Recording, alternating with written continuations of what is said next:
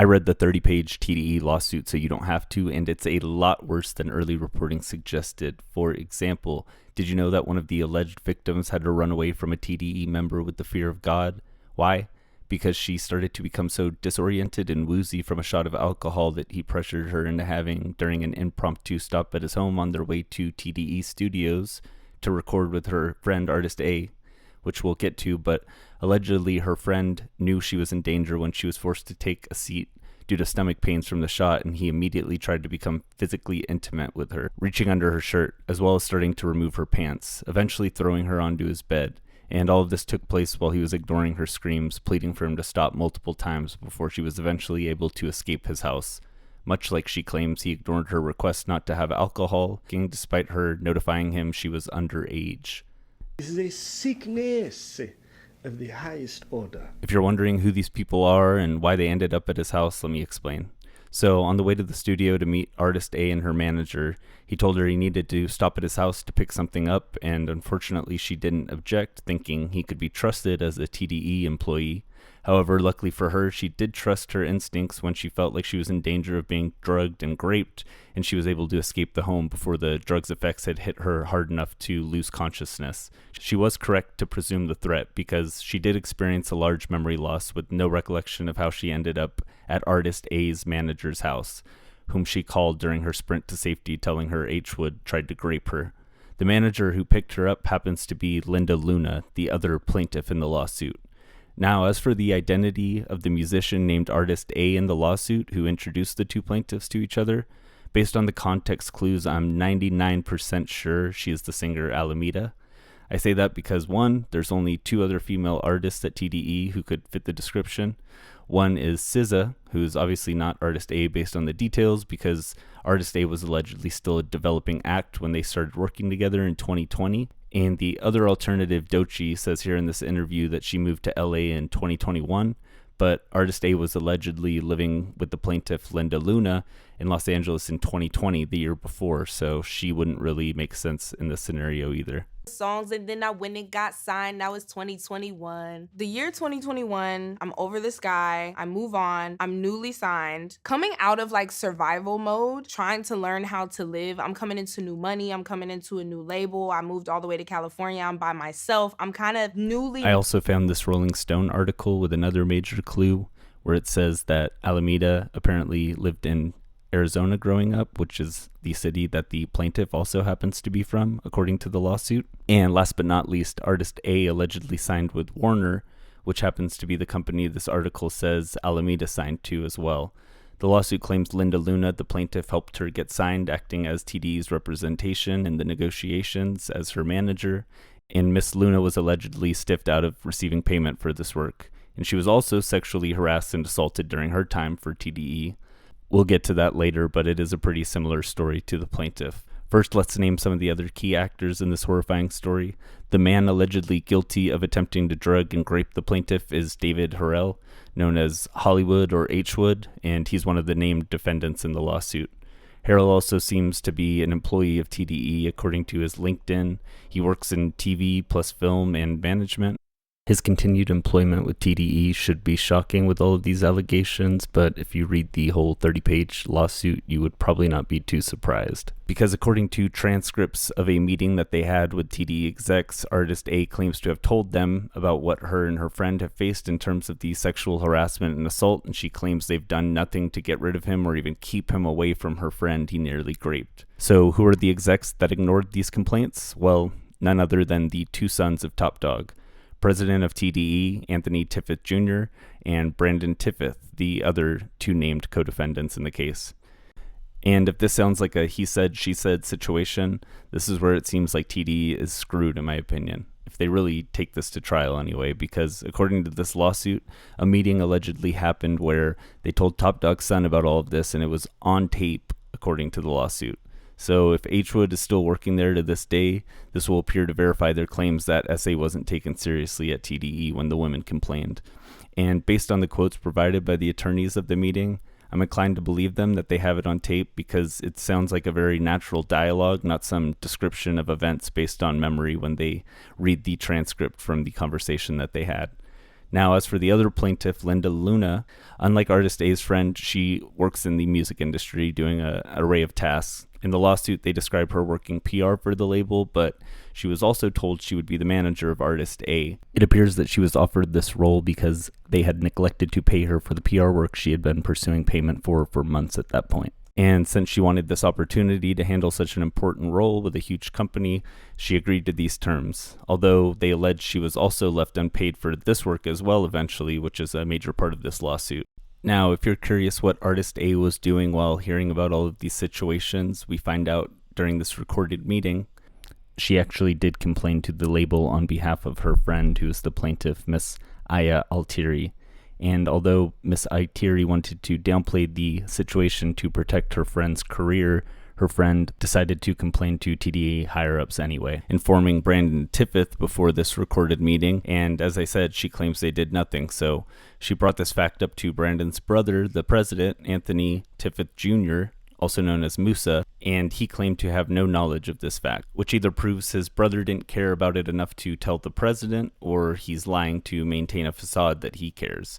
Miss Altieri and Artist A were perturbed by the situation because they expected that TDE would take steps to remove him from her presence at the very least, or get rid of him completely, but they had him perform his work around her as if nothing had happened. Although the execs at the meeting claimed to be unaware of this drugging situation, they apparently admit to knowledge about another TDE crew member named Dawg, apparently Tiffith's cousin, who allegedly rubbed his hard dick against Miss Altieri while they were living together at the TDE house. So I guess it runs in the family. The reason this is a huge deal is if Artist A and Miss Luna truly did keep the recording of this alleged meeting, it will show that TDE was aware of sexual harassment and they did nothing to stop it, which is one of the main crimes that they're being sued for in the civil case. And if that wasn't enough, her manager also reminded them of an even scarier situation where another TDE artist named Artist I in the lawsuit attempted to break into her room when she was luckily not there. They don't explain how she knew, but I assume we will know during the trial. Apparently, Artist A almost broke down into tears while yelling at the TDE execs about this moment. And if you look at the quote here in the lawsuit, they don't seem to deny the possibility, nor do they seem too shocked by the allegation. Instead, they try to play a game of, well, what about you? Listen to how it's described. Mr. Tiffith Jr. stated that he was completely unaware of the incidents mentioned by Miss Luna and Artist A, but Miss Luna pushed back, stating, well, y'all know about the cousin. Miss Luna was referring to the incident between Dawg and Plaintiff Altieri on information and belief defendant TDE knew or should have known about the incident. At one point, when Miss Luna attempted to understand the approval process for certain contracts or show promotions, she asked whether she was supposed to run them through Mr. Tiffith Jr. or TDE. Mr. Tiffith Jr. stated, I own the label. At the same time, Mr. Smith stated he is the label. Mr. Tiffith Jr. confirmed there was no distinction between him and the label and that there was no other approval process other than direct communication with Mr. Tiffith Jr. A few minutes later into the conversation, Mr. Tiffith Jr. accused Miss Luna of having sex with multiple individuals affiliated with TDE, in quotes. And when we're talking about Dawg in Hollywood, referring to the incidents with Plaintiff Altieri, you've had sex with my brother. At this point, both Miss Luna and Artist A interjected loudly and both disputed that Miss Luna had sex with Brandon Tiffith. Miss Luna stated, voice raised, no. I've never had sex with Brandon, ever. Mr. Tiffith Jr. responded, you've never done anything sexual with Brandon? Miss Luna retorted, voice raised, no, your brother violated me when I was drunk. And your fucking cousin was there. Do not go there with me, Moosa. You were fucking crazy that I would fucking sit here and fuck another guy. The reason she is so appalled by his suggestion is because Anthony Tiffith Jr. knew that at the time of his brother's assault of Miss Luna, she was in a relationship with another individual. At this point in the conversation, Mr. Tiffith Jr. tried to interrupt, but Miss Luna continued, no.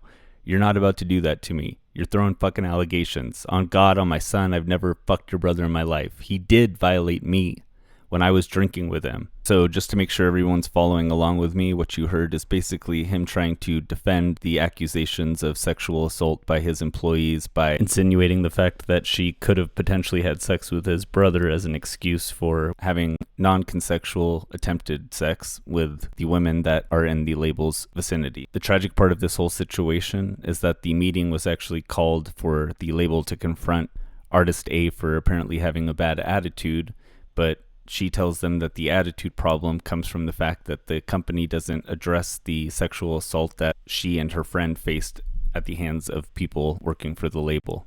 Now, as for Linda Luna, who is also allegedly a victim, she claims Brandon Tiffith, the chief of marketing at TDE, also once pressured her to drink with him during a lunch that they had together, which is what she was referring to in the transcript I was just reading. But apparently he invited her back home, and I'll reread the text. After prolonged exposure to secondhand marijuana smoke, Miss Luna felt dizzy and asked to lie down before she was ready to drive home. Mr. Tiffith assisted Miss Luna to a room to rest, where she laid down on the bed. Mr. Tiffith then left, however, he later returned. Before Mr. Tiffith re-entered the room, Miss Luna heard his cousin, Ron, who was also in the residence at the time, remark, "This is not going to end well, B." Mr. Tiffith then entered the room and laid down next to Miss Luna. He attempted to remove her clothing, partially pulling down her pants and undergarments and attempting to forcibly kiss her. Miss Luna objected, stating, "Brandon, what are you doing?" Mr. Tiffith replied, "Come on, Linda, you know this was bound to happen." Under the influence of alcohol and secondhand marijuana, Miss Luna was slow to react as Mr. Tiffith removed his penis from his pants. As she realized what was happening, she attempted to push him away. As Miss Luna struggled to get up, Mr. Tiffith grabbed her by the head and forced her mouth down towards his penis. This is a sickness of the highest order. As his penis contacted her, she feigned sickness as if she were about to vomit due to the alcohol. At this point, Mr. Tiffith released her, and Miss Luna escaped into the restroom. So these are just some of the disturbing allegations in the TDE lawsuit. I'm going to keep it short and get to the rest in part 2, but here's why you should take these allegations seriously. The recollection of events, most importantly, the meeting with Artist A bemoaning the fact that TDE didn't take the allegations seriously about her friend nearly being graped at all, are on tape. Obviously, we can't hear it yet, but if they are telling the truth, this will prove at least one element of the lawsuit to be correct, which is that TDE turned a blind eye to the complaints about sexual misconduct. They also provided screenshots where the two sons of Top Dawg are sexually harassing Linda Luna, the manager that's suing them. The second red flag, and the reason you should probably believe that these screenshots and alleged recordings are true, is the fact that the two women who are plaintiffs signed an agreement to make the claims verified, which would essentially put them in jail if they were found perjuring or essentially lying or distorting the evidence that was provided to use against TDE in this lawsuit, which would obviously be a massive risk for them to take, considering the opposing party, in this case Top Dawg's sons, would be able to prove that the evidence was lying by merely providing their own version of the text, disproving what was provided as evidence, which of course their lawyer claims to have, but as of now we haven't seen any of this evidence, so time will tell. However, considering the display of behavior coming from the label and their lawyer since the moment of the lawsuit becoming public knowledge, it's hard to have any faith in them, as they are now also being charged with doxing the women, which is basically just a word for exposing the identity of somebody who was attempting to remain anonymous in this lawsuit, which was the two plaintiffs, or the alleged victims of the TDE case. The reason this is a crime is because these two women were named anonymously for safety purposes in the case, justifiably so considering the text that they received after their names were published. I foolishly thought the lawyer must be some idiot when I first reported on this in my first hour-long video on Kendrick's questionable circle of friends in the series, which I'll link on the screen here or in the comments, but after reading this full 30-page case document, I think it was more malicious than stupid, because my hunch is that the lawyer realizes how steep the hill is that they will be climbing trying to fight this case in court, and perhaps he hoped the publicity and public backlash would be enough to scare these women into submission. This is a sickness of the highest order. Otherwise, I can't imagine why he would make things even worse for the defendants, who will now face these additional charges for doxing, but they will also appear even more villainous to any potential jury. although I'm very skeptical we even reach a jury deliberation because based on the aforementioned evidence, they would be foolish to not attempt to settle out of court. To hear the rest of the shocking details, please subscribe to my YouTube where I'll post the rest of the case details you haven't heard, and follow me here on X and hit the notification bell on my profile to be notified of my next post, as I will post a link to the YouTube here where the video is finished very soon.